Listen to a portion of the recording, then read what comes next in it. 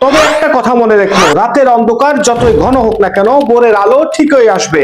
সময় তোমার আসবেই, শুধু হাল ছেড়ো না। তুমি হয়তো এখন ক্লান্ত, তুমি হয়তো ভাবছো আর কত চেষ্টা করব।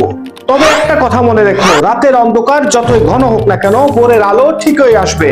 পৃথিবীর সকল সফল মানুষ আমাদের মতোই ছিল। ওরা ঠকেছে, ওরা ব্যর্থ হয়েছে, ওরা কেঁদেছে, তবুও তারা হাল ছাড়েনি, কারণ তারা জানতো ব্যর্থতা মানেই শেষ নয়, বরং এটি নতুন শুরু।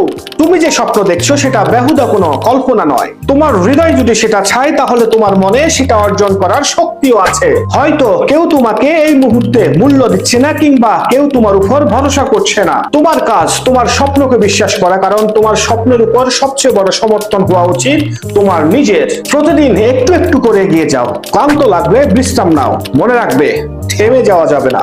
নিজের প্রতি নিজের প্রতিশ্রুতি রাখো, আমি পারবো, আমি করব, আমি থামবো না।